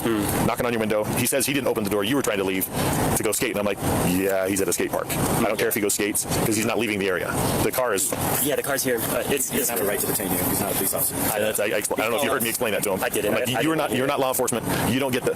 No, I feel I have a right. I'm like, well, you're wrong. Well, with that, go skate. Yeah. When you get home, upload that video. Okay. I'm on all night, so I'll get it as soon as you do. All right, cool. So, all right? Thank you. You bet. Have a better day. Thank you. While I do believe that the body cam footage provides additional context that places the officer's decisions in a little better light, I do think it's wrong that he only charged Gary Peacock with disorderly conduct. The officer acknowledged that Gary had no legal right to basically perform a citizen's arrest. He had no right to detain the 22-year-old. Looking at Utah law, there are two obvious crimes that apply to Gary's conduct that he was not charged with. Kidnapping, and then the lesser... 7 years younger than Trump. Holy fuck. Utah crime, unlawful detention. Unlawful detention occurs when a person intentionally or knowingly, without authority of law and against the will of the victim, detains or restrains... You guys ever played... it's called shuffleboard, but it's not shuffleboard like the stick and the pucks, but it's like tabletop shuffleboard where you slide the heavy thing and you salt the table. Victim. And kidnapping occurs when a person intentionally or knowingly, without authority of law and against the will of the victim, detains or restrains the victim for any substantial period of time, or detains or restrains the victim in circumstances exposing the victim to risk of bodily injury. Unlawful detention is a misdemeanor with... When I worked out of town in Pennsylvania, there was a bar that we went to all the time that had it. Like after work, everybody just go to the bar and hang out for a few hours because we didn't have anything to do, and then go back to the hotel. And it had it. And it was such a good game. God damn, I fucking loved the game. Like I was hooked. Most of the time I didn't even drink. I just went in there and played shuffleboard. But since then, I've been thinking, man, it would be awesome to have one of those tables. It's like a really, really fun game. But there's like stupid expensive. Plus all the room you need to fucking put one up. Like I don't know. The fucking tables are like goddamn long as fuck. I believe up to a 6-month jail term as a potential sentence. Kidnapping, obviously, is a felony with the possibility of a much greater punishment. It looks to me like the big difference here is potentially just a question for a jury. There can't be much of a dispute that Gary Peacock intentionally restrained. They had theirs like up against the wall, so I guess that could save some room, right? You don't need access to the table like 360. You could just put it up against the wall and just have access on 3 sides. You have to have the ends and then one side to like salt and clean the table. But / detained Pierce Kempton, and that this occurred against Pierce's will. This was documented thanks to Pierce's video footage. It's undisputed that he did so without authority of law. Do I have the right to keep him to leave when I believe that he had a criminal traffic violation? Traffic is not criminal. It's an infraction. It's not criminal. But I don't have the right to keep him here? No. It seems to me the difference of whether or not this is the misdemeanor or the felony is whether or not a jury would find that this had occurred for, quote, any substantial period of time, or whether it exposed the victim to a risk of bodily injury. Now, there are other cases that define both of those, but from my understanding, that ultimately would be up to a jury. What was really revealing about the body cam footage is that Gary Peacock is absolutely out of his mind. He viewed himself and probably still views himself because he rode away all upset, saying he's sorry he called the police, and next time he's not going to call the police. You're free to go. Say thank you, but I'm glad I called the police. Well, I wish this went different. Yeah. Oh, here's your ID. Sorry. Next time I won't call the police. He's going to do this again. You can't have this crazy bicyclist detaining people, restraining people against their will without any legal authority to do so. This man needs to be charged, and he needs to be put on some sort of probation so that they can keep an eye on him. Now, as discussed in the last video, clearly they're not going to do that under the circumstances. So the second best thing to do is to continue to catch Gary Peacock on video doing these things. I wouldn't be surprised if additional video footage shows up. So if you have any additional video footage of Gary Peacock, let me know. And let me know in the comments what you thought. Did the officer handle this properly? It was sort of a therapy session between the officer and Gary Peacock. Actually, it was pretty wild footage. I just hate that the innocent victim here got caught up and detained for this period of time when he had committed no crime at all. And he ended up getting charged. Now, I see why the officer did it, actually, given the circumstances. There is an argument to be made, I think, that Pierce could have benefited from sort of taking Gary to court, taking him up on this charge that he swore out on him. In any event, since that's gone now, he ought to take him to court. Kidnapping aside, unlawful restraint aside, I mean, this was a physical assault and battery, as well as, at the very least, an unlawful detention. He ought to sue Gary Peacock, and that would help make sure that Gary doesn't do this again to anybody else. And he may end up having to pay punitive damages. And if he really is a millionaire from California, those punitive damages could be very high. So hopefully that happens. If I hear about it, I'll let you know. To all the Gary Peacocks out there, freedom is scary. Deal with it. yeah, that was a tale. Let's see. Let's check in with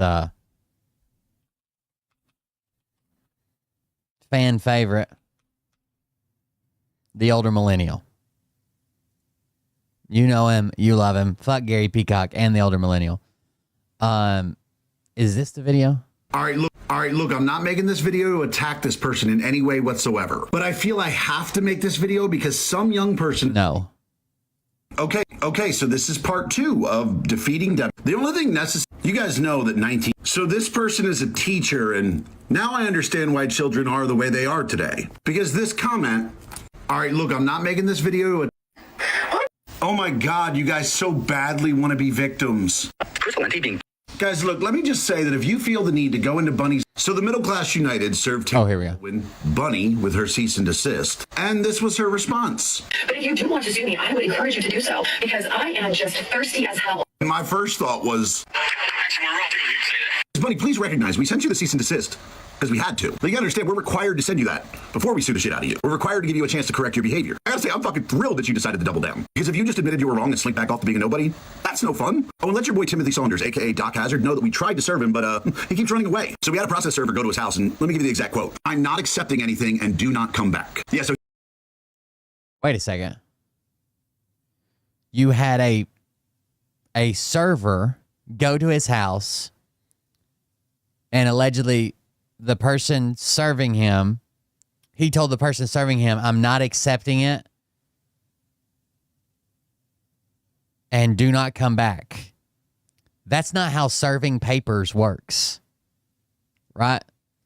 In a lot of states, anybody over the age of 14 that lives at the address can accept it. And if you spoke to him, then he accepted the service. You could have just left the papers.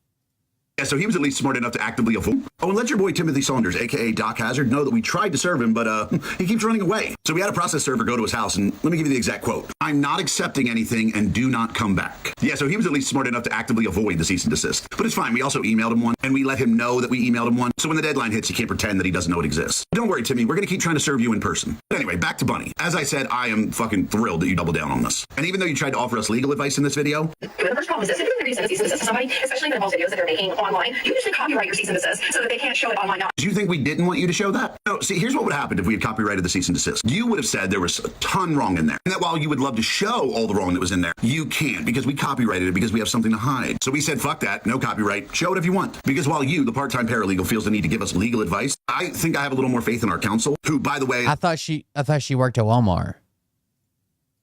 Because while you, the part-time paralegal, feels the need to give us legal advice, I think I have a little more faith in our counsel, who, by the way, is the former securities commissioner for the state of New Mexico. I will rate his legal prowess above the fucking part-time paralegal. But I do think it's adorable that you think your legal expertise trumps that. But yeah, buddy, we gave you that cease and desist because we had to. And I'm just fucking thrilled that you've chosen this route, because this path is way more entertaining. So the middle class unite. Okay, so that happened, and then we've got responses. Let's see. Which one do we want to start with? Bunny. So let's just take the step by step for the slow ones in the back. Buddy, please recognize we sent you the cease and desist because we had to. But you gotta understand, we're required to send you that. From the last page of the cease and desist I received, abbreviated, including by filing a civil lawsuit against you in blank county circuit court, the county where I live. That's the blank part. So in the state I live in, there, big dog, there's no legal requirement that you serve me with a cease and desist prior to filing any sort of civil action against me. Oh, and let your boy Timothy Saunders, a.k.a. Doc Hazard, know that we tried to serve him, but he keeps running away. So we had a process server go to his house, and let me give you the exact quote. I'm not accepting anything and do not come back. Yeah, so he was at least smart enough to actively avoid the cease and desist. You know, ChatGPT would have told you that that's not how that works. You can't look at a process server and say, oh, no, I'm not going to take that. Absolutely not. And then the process server go, oh, okay, well, I'll just take it back with me and tell them you didn't want it. When a process server serves something, they really don't care. They'll throw it at your feet. They'll stick it in your door if you're yelling at them through the door. They have one job, and that's to deliver some papers. And they do that by any means necessary. And then they file an affidavit stating that they had completed that. They just swear to it, right? Or record it. A lot of people record it, depending on what state you're in. So I would absolutely adore it if you would post the affidavit of non-service that you received from your process server with that statement on it. And if they're licensed, please make sure that their licensure information is on that letter. We're going to want to check it out. You think we didn't want you to show that?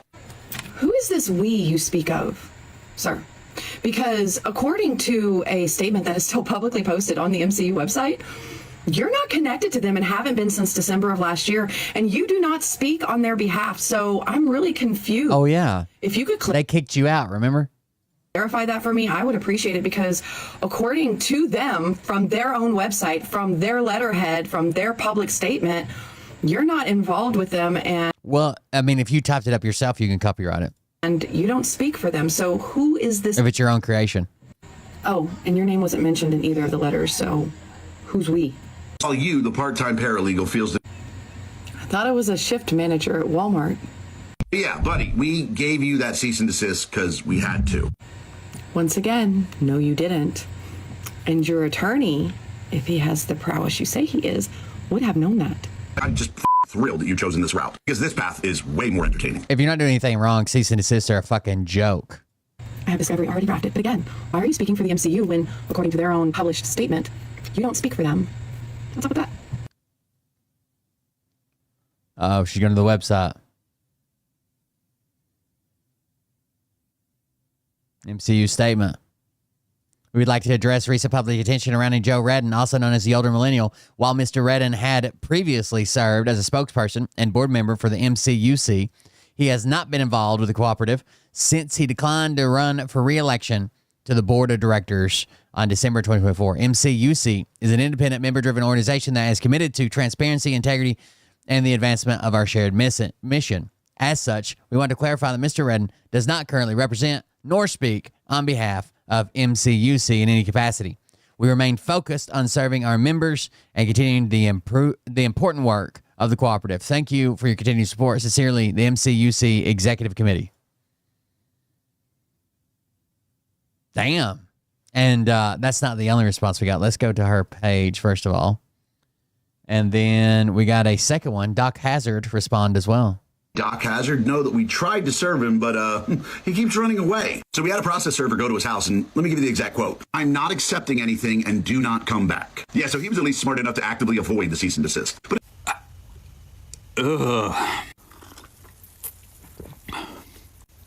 So you say a process server came to my house and I told them to, according to you, to go away and never come back or something to that effect. I wasn't really paying attention. And that I'm currently hiding out from other process servers. Okay, for those of you, and this is including Joe, who don't know how process servers work, if a process server were to approach me, all he would have to do was touch me with the papers, throw them in my feet, and say, you are hereby served. That's all you have to do. So if I had interacted with one, that's what would have happened. If I had interacted with one. How? I don't know how to... I've never seen a process server, not just from the MCU co-op, but ever in my entire life. I work from home every day. No process server has come to my door. At least not when I've been home or not out for a walk or whatever. And after the other part of that, yes, the MCU co-op did send me a cease and desist by email to an email address I hardly ever use. And I didn't find out about that email until yesterday, almost a week after it had been sent. And then you said you also notified me that I'd been sent an email. How? No one's called. I haven't seen a process server. How am I... Nothing you say makes any sense. So once again, pretty much everything Joe just said was... If the only way to get a hold of him was an email, how the fuck did you notify him that you sent him an email? With the exception of the email. As far as the cease and desist goes and its contents, I'm not going to address that here. I'm going to be doing a live tonight, and I'll probably be talking about it there. Or whatever, I don't know, honestly. Well, anyway, this has been Talk for Diesel Punk Industries. Thanks for watching, and as always... I hate this bitch. I hate this bitch. I cannot help but laugh about that. This is nothing more than a hissy fit. They didn't get their way. They knew they were going to lose the vote, so they ran. Well, the Democrats fled Washington? Well, Marianne, they didn't flee Washington. They fled Texas. I know that geography is generally not your thing, but like that's a oops-a-daisy. Ordinarily, there's some sort of subterfuge, some sort of quiet, shadowy game that they're playing, that they redraw districts in the night and take shadowy votes to try and get... Donald Trump went on the fucking lawn of the White House and said, yeah, we're going to go pick up 5 votes. This is corruption. This is criminal, what they're doing. The Democrats left the state to avoid a quorum because they're fucking bad. Gerrymandering is illegal. They're the only ones doing anything to stand up to this impossibly corrupt administration. There are still children missing from the floods a couple of weeks ago. Texans are suffering and need help, and these motherfuckers are redrawing maps to pick up House seats.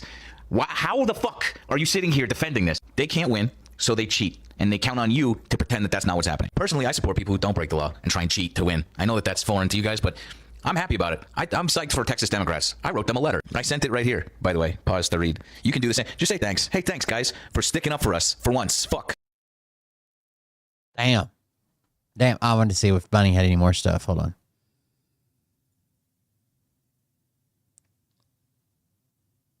The pin videos are still up. Well, hello again, everybody. You know, I've been taking a little bit of a break from making videos and spending some time on lives and, you know, expanding my purview of the world as we know it. But I see that the rumor mill is ramping back up because, you know, a certain creator started losing views, so he had to stir the pot again. So let's just go ahead and do another response video. Now, the main things I'm seeing are she said she would produce her phone records, and I would challenge that with, has Joe produced his proof of those 400 phone calls? No? Well, you guys want me to produce my phone record, and let's just kind of cosplay how that would go. I produce my phone records, and then you guys say no, because we can't prove that the redacted ones, which would be my personal and business phone calls, are to the blah, blah, blah, blah, blah. We already know how that would go. Now, there is a creator on here that I have sent my full phone records to, and you're more than welcome to reach out to them and see how many calls were made. The second thing is we have good old Turbo, who didn't learn his lesson the first time, and so now he's back for round 2. He likes to pretend that because he's a rent-a-cop, which does get recognized as an actual officer, but they're still a rent-a-cop, that he has access to private CPS files. Well, if he really had talked to anybody, they would have corrected him and told him it's DCF. They also would not have told him whether or not they took my child. Now the reality. Gerrymandering is only political gerrymandering is not illegal. Gerrymandering is only illegal under for racial issues. My bad. Child was in inpatient care as a result of the cesspool of shit.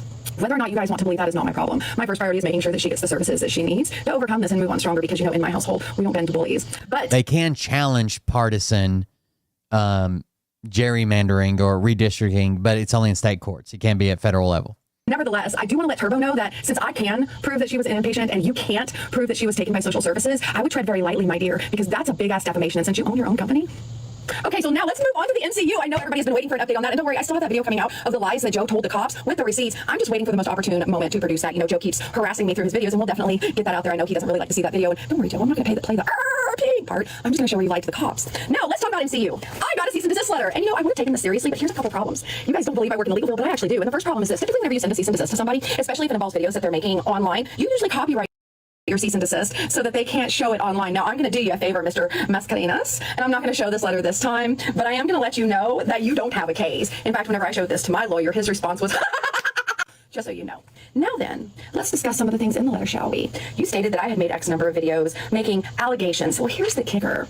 In order for defamation to stick, you have to show where I stated it as fact. I made allegations. I asked questions about what was going on with the MCU because they're notably lacking in their oversight registrations. And I continue with those questions. Now, allegations are not defamation, and since you are a company that's embroiled in current public controversy, you have to show actual malice, which you cannot do because I have kept this to mainly the questions about MCU and why you guys aren't properly registered with stuff and why you pre-solicited all of that. I also have the question of why you guys haven't gained any new members since like 3 weeks after you opened. Now, the other thing that I do want to discuss is that you noted that I contacted Mr. Bray's employer. Only here you noted it as volunteer, but he is the president and he is the chief philanthropic officer, as is noted in his LinkedIn. I won't show that here out of a courtesy. I called one time and I spoke to their public relations department, which is exactly what their public relations department is for. And I asked predominantly this question. Since Mr. Bray is the chief philanthropic officer, has he made any donations through his employer to the MCU since they are registered as a nonprofit, as a charitable donation? And the answer that I received was no. In fact, I never did produce my video for Mr. Bray because I really couldn't find anything on him. And it seemed that Mr. Bray is pretty clean. Now, if you want to continue to send me threatening letters that you cannot prove, in fact, let me just go ahead and state this for you. Your goal appears to be to intimidate and out MCUC directors and officers in an effort to damage the cooperative standing in the eyes of the public. That's not what I'm doing. I am asking questions about the MCU. Now, the other thing that you said that made my lawyer laugh so boisterously was you made these malicious statements under false pretenses and intended to pressure Mr. Bray to resign from the MCUC board. I made one phone call, Mr. Mascarenas. And in that one phone call, I asked a couple of questions. And now the PR department did call me back twice. I believe his name was Sean. He was quite the kind gentleman. And I let him know that I would let him know if I decided to publish that video. Again, I don't see any reason to. I didn't find anything dirty about Mr. Bray. But now that Mr. Bray has used you, which I have a quick question, if you don't mind. How is it that you've been in practice, Mr. Mascarenas, for 13 years and you don't have an AVA rating? That's odd to me. Nevertheless, since Mr. Bray decided to retain a firm that is neither in Florida nor Tennessee, I have to reconsider whether or not I should publish my video or should I dig a little deeper because one phone call and most of the time, gerrymandering has a lot to do with racial issues because racial blocs tend to vote in certain ways, right? But it's incredibly hard to prove. no video about him leads me to wonder if maybe, just maybe, he has something more to hide. I mean, I'm sure he doesn't. He probably doesn't. I'm not going to really go digging because I didn't find anything on the surface. Now, Mr. Jacobs was a wealth of information about him, but, you know, I already have that video out so you guys can go see it if you like. But thank you for your letter, and for future reference, I would strongly encourage you to copyright your cease and desist, especially when you're sending them to people who are producing videos on social media platforms so that they don't show your cease and desist whenever they make a response video. I did note your deadline of August the 1st by 5 p.m., but you neglected to say whether it was your 5 p.m. or my 5 p.m., and then I got a little bit busy, so I couldn't really respond. But if you do want to sue me, I would encourage you to do so, because I am just thirsty as hell to serve discovery on MCU to see if my allegations have any validity to them. Nevertheless, you guys have a great day, and please keep up the good vibes and prayers for my daughter as she makes her way through this treacherous time. And yeah, that's it. Thanks, guys. I'm so glad she's not backing down. What is this? What the hell? I didn't delete any comments. I have a screenshot of your comment. Is literally on the video. My response as I type this message. You deleted your comment on it. You kept my one comment, the comment asking you to say what he did that was illegal, and you deleted your response. Bullshit if you tell me otherwise again. Stop saying that. What the hell? Can you allow this comment and explain to me what he did that was illegal? Yes. He had an active warrant for his arrest, which provided the legitimate purpose for providing his information to the general public under law. It is illegal for him to do it because turnabout fair play is not a legitimate purpose under the law. What the hell? What the hell? Stop. What the hell? What the hell? And this is what I mean when I say you're stupid, Joe. You're literally publishing the evidence of your guilt. You're giving them everything they need to convict you. Good morning, Agent Blank.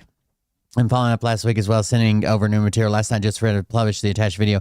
Shortly thereafter, my phone number was published in his comments. It is still there at the time of this email. At the approximately the same time, again, receiving harassing phone calls, threatening messages attached here too. Please add these to the evidence file and advise on how I should proceed. I'm also providing you with an alternate number, as I will be sending most, if not all, calls coming to my blank number to voicemail. You can reach me at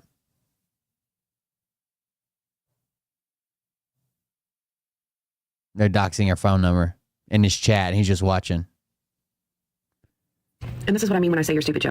Good morning, everybody. I've been keeping a little secret, but I'm going to reveal it now in the next couple of slides. I'm not going to say anything. I'm just going to show the images. But I've already seen this one. We've already seen this one.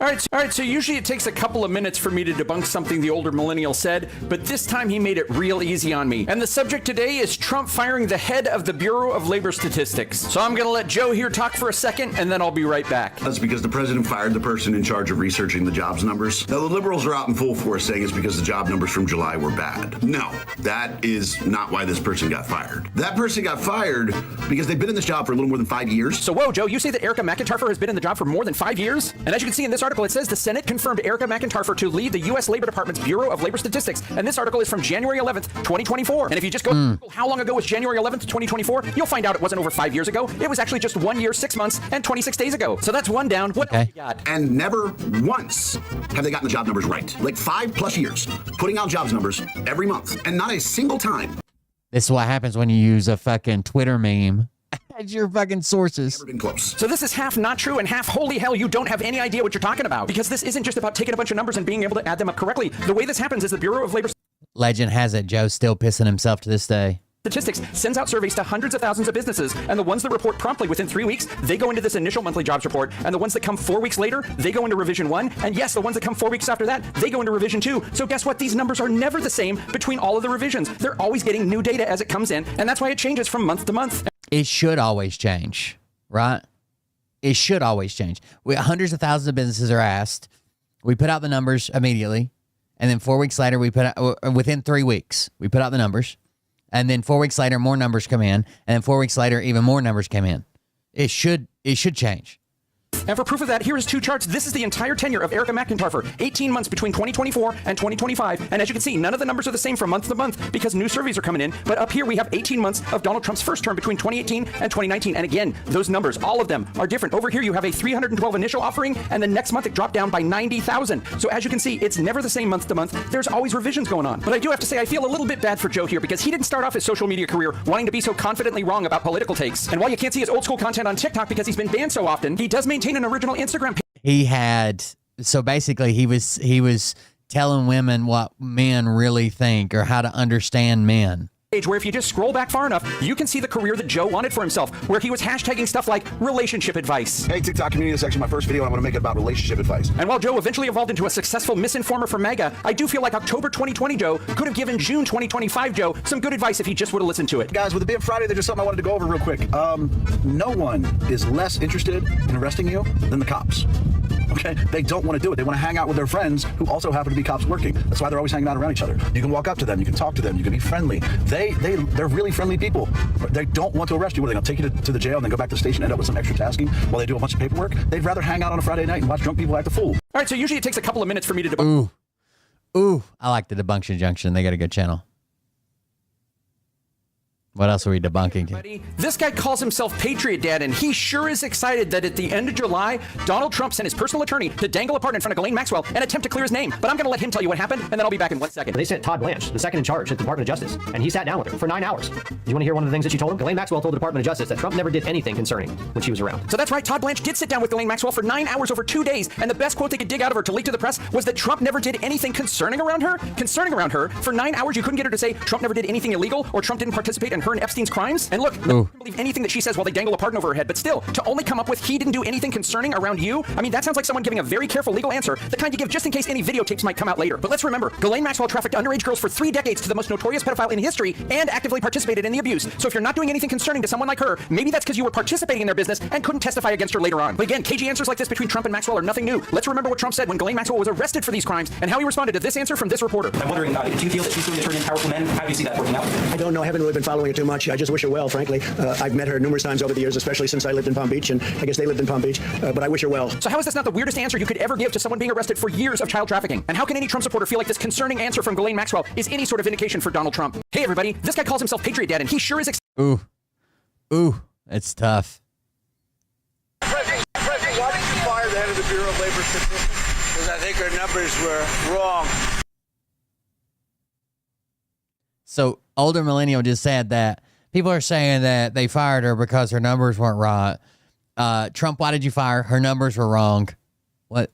Just like I thought her numbers were wrong before the election. Days before the election, she came out with these beautiful numbers for Kamala. I guess Biden/Kamala. And she came out with these beautiful numbers trying to get somebody else elected. Uh-oh. Before the election, they have among the worst numbers ever in history. Nobody's ever heard. They did 12,000 jobs. Normally at 250, 300,000, 400,000. They did 12. Think of it, 12,000 jobs. Why did you fire the head of the Bureau of Labor Statistics? Because I think her numbers were wrong. Just like I thought her numbers were wrong before the election. Days before the election, she came out with these beautiful numbers for Kamala. I guess Biden/Kamala. And she Kamala. Beautiful numbers trying to get somebody else elected. Kamala. 4 days before the election, they have among the worst numbers ever in history. Nobody's ever heard. They did 12,000 jobs. Normally at 250, 300,000, 400,000. They did 12. Think of it, 12,000 jobs. Why did you fire the head of the Bureau of Labor Statistics? Because I think her numbers were wrong. Kamala. Kamala. For Biden, I mean Kamala. All right, what's the Justice Department up to now? You're watching The Legal Breakdown. Glenn, we have some chilling news here as it relates to further weaponization of the federal government against a political opponent of Donald Trump. Can you explain what just happened? Yeah, Brian, this is not only weaponization of the federal government, the Department of Justice, but I don't think anybody can now dispute that the Department of Justice, Pam Bondi, and the United States attorneys that serve under her are Donald Trump's personal lawyers, because what they just did was the U.S. Attorney's Office in the Northern District of New York issued a grand jury subpoena reportedly to Letitia James to explore whether Letitia James and her office violated Donald Trump's civil rights. I don't even know what they claim to base that on. I haven't seen anything more about sort of the motivation or the substance behind this grand jury subpoena, but apparently it has something to do with the successful lawsuit that Letitia James, as the Attorney General for the state of New York, brought against Donald Trump and his business and his two eldest sons, Don Jr. and Eric. And that was a civil suit for business fraud, some 10 years worth of horrific business fraud perpetrated by Trump and his sons. And he went to trial and he was found liable. And a judge imposed upwards of $450 million as a civil judgment for what the Judge Engoron, a New York. He's using the Justice Department as his private attorneys. Go over there and yell at them, say they violated my civil rights, so I don't owe all that money. State court judge said was fraud perpetrated by Trump and his sons that, quote, shocks the conscience. But somehow, I guess the Department of Justice thinks that Donald Trump's civil rights were violated by Letitia James, holding him accountable for the fraud that he was found to have perpetrated in New York. And here's the thing, Brian. It feels to me like that trial, which took place while Donald Trump was a private citizen, you can't possibly say the Department of Justice can swoop in to represent what Donald Trump's interest in a time he was a private citizen. And that's why I opened with, it seems crystal clear, indisputable, that DOJ is now serving as the personal lawyers to Donald Trump, not serving the interests of the American people.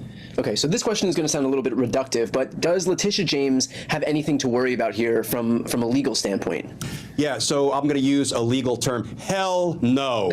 And the reason I say that, Brian, is because, listen, as a 30-year federal prosecutor, I issued more grand jury subpoenas, on behalf of the grand jury, exercising the power of the grand jury than I could ever count. And here's the thing. We are very careful as federal prosecutors about making sure we are on the most solid footing, legally speaking, before we ever issue a grand jury subpoena to anybody, and certainly before we open a grand jury investigation into some person or some incident.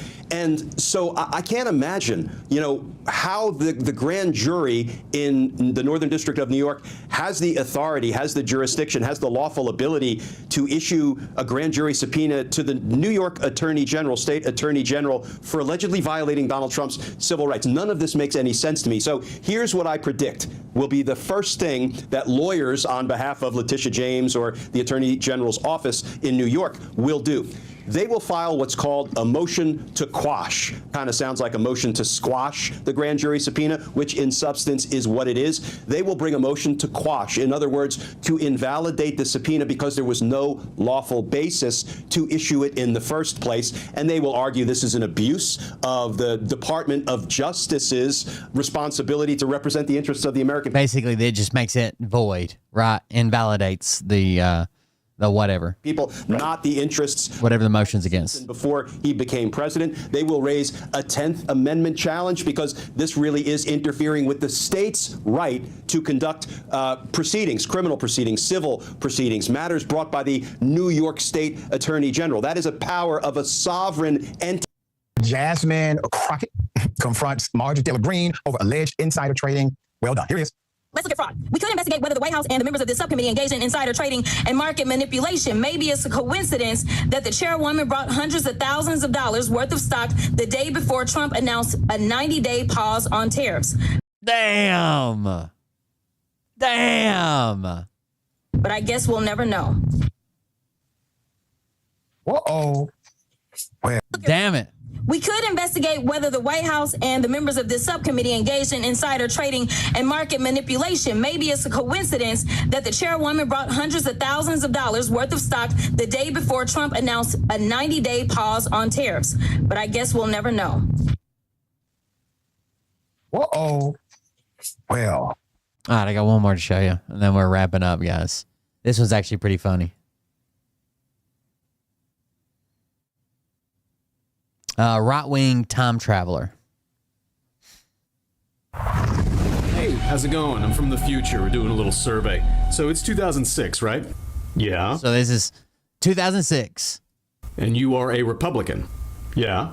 Cool. What do you think of Donald Trump? I try not to. Do you think he would ever write a sleazy birthday card? Probably. Mm-hmm. Do you think he'd lie about his health? Yeah. And do you think he's smarter than the Bureau of Labor Statistics? No. Interesting. Would you trust him to be faithful to his wife? Would you trust him to be alone with your daughter? Based on some Howard Stern interviews I've listened to? No. Right. And would you trust him to redefine the country's tariff policy? What the is happening in the future? So that's a no. Okay, so raise your hand when you hear anything that you would associate with current host of The Apprentice, Donald Trump. Okay. Christian. Family man. Honest. Conservative. Convicted on 34 counts of falsifying business records. Wow, okay. Someone you'd let decorate the White House. Someone whose immigration policy you'd support. The only one who can negotiate peace in the Middle East. Is probably on an incriminating list of rich people guilty of heinous atrocities. Okay, thank you for your time. Here's a sticker asking you to remember all this a decade from now, and I'm gonna go cry in a time portal. I'm sure I'll remember. Oh, that's pretty good. That's pretty good, right? All right. That's Dave Colombo. Thank you guys for joining us. Thank you for being here. I appreciate it.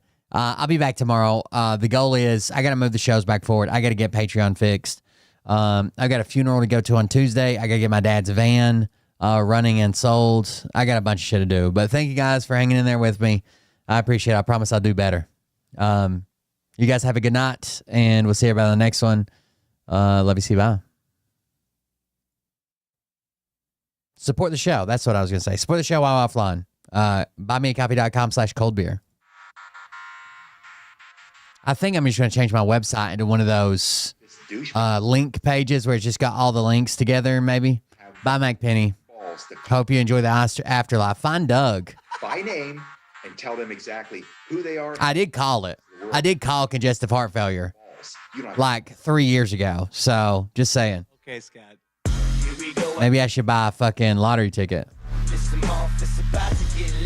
My dad had congestive heart failure, and I watched him struggle with it for years. There's absolutely 100% Mike has congestive heart failure. Had congestive heart failure.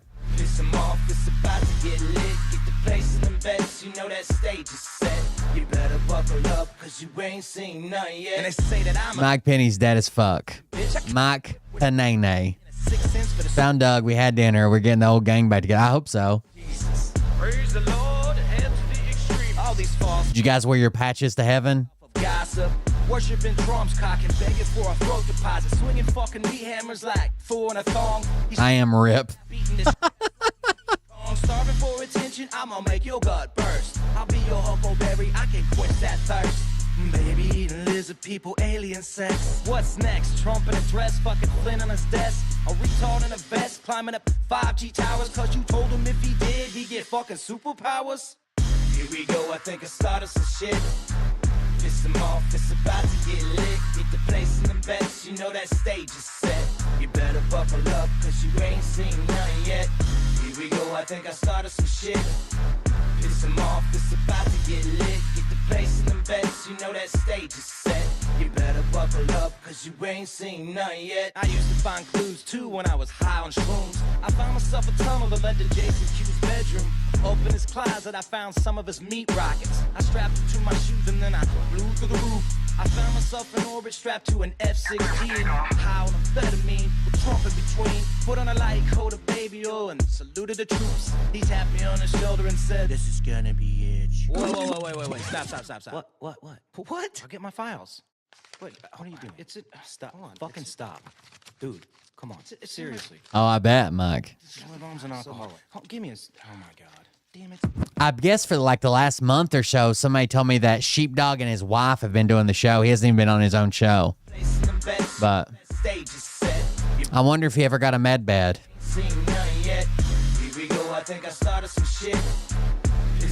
I hope not. I hope he died just out of reach of one. Out of breath and out of reach. Have a good night.